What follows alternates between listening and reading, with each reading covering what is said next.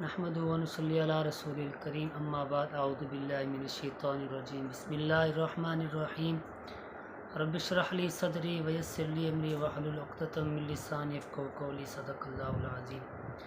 حضرات گرامی، کافی دنوں سے میری طبیعت کچھ ناساز تھی، تو جس وجہ سے آپ سے ملاقات نہیں ہو سکی۔ آج کافی دنوں کے بعد الحمدللہ آپ کی دعاؤں سے اب طبیعت کچھ بہتر ہے، تو اس لیے سوچا آپ سے ملاقات کی جائے۔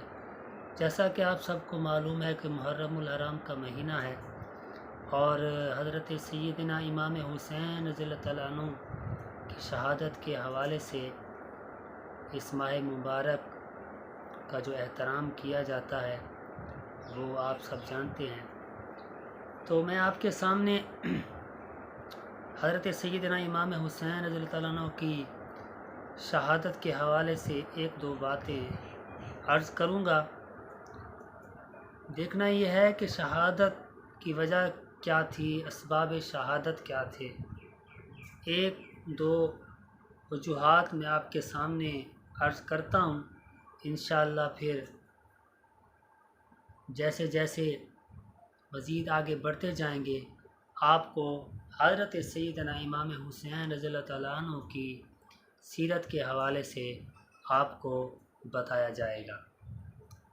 اسباب شہادت آپ کے سامنے عرض کرتا ہوں۔ آپ کو معلوم ہے کہ جب کوئی چیز یقینی ہونے والی ہوتی ہے تو اس کے ہونے کے اسباب بھی پیدا ہو جاتے ہیں۔ مطلب کوئی بھی کام ہونا ہو تو اللہ تعالیٰ اس کے اسباب بھی پیدا کر دیتا ہے۔ امام علی مقام کی شہادت کے اسباب بھی اسی طرح پیدا ہوئے کہ رجب 60 ہجری میں جب حضرت امیر معاویہ رضی اللہ تعالیٰ عنہ کا انتقال ہوا، اور یزید جس کے لیے وہ اپنی زندگی ہی میں بیعت لے چکے تھے ان کا جانشین ہوا، تخت حکومت پر بیٹھنے کے بعد اس کے لیے سب سے اہم مسئلہ حضرت سیدنا امام حسین، حضرت عبداللہ بن زبیر اور حضرت عبداللہ بن عمر کا بیعت لینا تھا، کیونکہ ان حضرات نے یزید کی ولی عہدی کو تسلیم نہیں کیا تھا۔ ان تینوں حضرات نے یزید کو ولی عہد تسلیم نہیں کیا تھا۔ اس کے علاوہ ان حضرات سے یزید کو یہ بھی خطرہ تھا کہ کہیں ان میں سے کوئی خلافت کا دعویٰ نہ کر دے، اور ایسا نہ ہو کہ سارا حجاز میرے خلاف اٹھ کھڑا ہو، اور حضرت امام حسین کے دعوی خلافت کی صورت میں عراق میں بغاوت کا سخت اندیشہ تھا۔ ان وجوہ کی بنا پر یزید کے پیش نظر سب سے بڑا مسئلہ اپنی حکومت کی بقا اور تحفظ کا تھا، اس لیے ان حضرات سے بیعت لینا یزید نے ضروری سمجھا۔ چنانچہ یزید نے ولید بن عقبہ جو اس وقت گورنر مدینہ تھے، ان کو امیر معاویہ کی وفات کی خبر دی، اور ساتھ ہی ان حضرات سے بیعت لینے کے لیے سخت تاکیدی حکم بھی بھیجا۔ ولید بن عقبہ کو یزید نے کہا کہ ان حضرات کو حضرت امیر معاویہ رضی اللہ تعالیٰ عنہ کی وصال کی خبر بھی سنائیں اور ان حضرات سے بیعت بھی لیں، اور سخت تاکیدی حکم دیا۔ پھر حضرت امام حسین، حضرت عبداللہ بن عمر اور حضرت عبداللہ بن زبیر کو بیعت کے لیے یزید نے کہا کہ ان تینوں کو بیعت کے لیے اس طرح پکڑو کہ جب تک بیعت نہ کر لے مطلق نہ چھوڑو، جب تک یہ بیعت نہ کر لے تب تک ان کو چھوڑنا نہیں۔ یہ سخت تاکیدی حکم یزید نے ولید بن عقبہ کو دیا۔ ابھی تک اہل مدینہ کو امیر معاویہ کی وفات کی خبر نہ تھی۔ ولید یزید کے اس حکم سے بہت گھبرایا، کیونکہ اس کے لیے اس کی تعمیل بہت مشکل تھی اور وہ اس کے انجام کو بھی اچھی طرح سمجھتا تھا۔ اس نے اپنے نائب مروان بن حکم کو بلایا اور اس سے اس معاملے میں مشورہ طلب کیا۔ مروان چونکہ طبیعتاً سنگ دل اور سخت مزاج تھا، اس نے کہا کہ میری رائے یہ ہے کہ ان تینوں کو اسی وقت بلائیں اور بیعت کا حکم دیں، اگر وہ بیعت کر لیں تو بہتر، اور اگر انکار کریں تو تینوں کا سر قلم کر دو۔ اگر تم نے ایسا نہ کیا تو جب ان کو وفات معاویہ کی خبر ملے گی، یہ تینوں ایک ایک مقام پر جا کر مدعی خلافت کا دعویٰ کریں گے، پھر ان پر قابو پانا سخت مشکل ہو جائے گا۔ البتہ حضرت عبداللہ بن عمر کو میں جانتا ہوں، ان سے توقع کم ہے، کیونکہ وہ جدال و قتال کرنا نہیں چاہتے، سوائے اس کے کہ یہ امر خلافت خود بخود ان کو دے دیا جائے۔ تو چنانچہ اس مشورے کے بعد ولید بن عقبہ نے ان تینوں حضرات کو بلاوا بھیجا۔ اس وقت حضرت امام حسین اور حضرت عبداللہ بن زبیر دونوں مسجد نبوی میں تھے، اور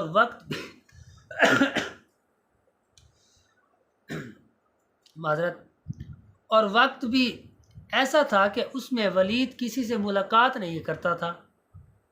قاصد نے ان دونوں کو امیر کا پیغام دیا۔ انہوں نے قاصد سے کہا تم چلو، ہم ابھی آتے ہیں۔ حضرت عبداللہ بن زبیر نے امام حسین سے کہا آپ کا کیا خیال ہے؟ امیر نے ایسے وقت میں جب وہ کسی سے ملاتے نہیں ہمیں کیوں بلایا ہے؟ امام پاک نے فرمایا میرا یہ گمان ہے کہ حضرت امیر معاویہ فوت ہو گئے ہیں، اور ہمیں اس لیے بلایا ہے کہ ان کی وفات کی خبر عام ہونے سے پہلے وہ ہم سے یزید کی بیعت لے لیں۔ حضرت عبداللہ بن زبیر نے کہا کہ میرا گمان بھی یہی ہے، اب آپ کا کیا ارادہ ہے؟ فرمایا میں اپنے چند جوانوں کے ساتھ لے کر جاتا ہوں، کیونکہ انکار کی صورت میں ہو سکتا ہے کہ معاملہ نازک صورت اختیار کر جائے۔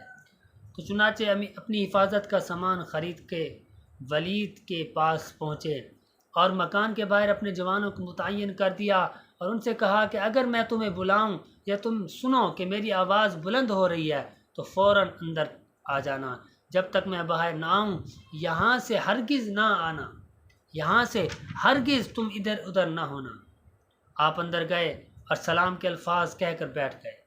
ولید نے آپ کو امیر معاویہ کی وفات کی خبر سنائی اور یزید کے بیعت کے لیے کہا۔ آپ نے تعزیت کے بعد فرمایا میرے جیسا آدمی اس طرح چھپ کر بیعت نہیں کر سکتا، اور نہ میرے لیے اس طرح خفیہ بیعت کرنا مناسب ہے۔ اگر آپ باہر نکل کر عام لوگوں کو اور ان کے ساتھ ہمیں بیعت کی دعوت دیں تو یہ الگ بات ہوگی۔ ولید امن اور صلح پسند آدمی تھا۔ اس نے کہا اچھا آپ تشریف لے جائے۔ آپ اٹھ کر چلنے لگے تو مروان نے، جو کہ طبیعتاً سخت مزاج تھا، سخت دل تھا، مروان نے بہت پرم ہو کر ولید سے کہا کہ اگر تم نے اس وقت ان کو جانے دیا اور بیعت نہ لی تو پھر ان پر قابو پانا مشکل ہو جائے گا۔ ان کو ابھی قتل کر دو، ان کو قید کر دو، اگر یہ بیعت کر لے تو خیر، ورنہ ان کو قتل کر دو۔ امام یہ سن کر رک گئے اور فرمایا کیا تم مجھے قتل کرے گا یا یہ کریں گے؟ خدا کی قسم تو جھوٹا ہے اور کمینہ ہے۔ یہ کہہ کر آپ تشریف لے آئے اور مروان نے ولید سے کہا تم نے میری بات نہ مانی، خدا کی قسم اب تم ان پر قابو نہیں پا سکو گے، یہ بہترین موقع تھا کہ تم ان کو قتل کر دیتے۔ ولید نے کہا کہ تم پر افسوس ہے، تم مجھے ایسا مشورہ دے رہے ہو جس میں میرے دین کی تباہی ہے۔ کیا میں صرف اس وجہ سے نواسہ رسول کو قتل کر دیتا کہ وہ یزید کی بیعت نہیں کرتے؟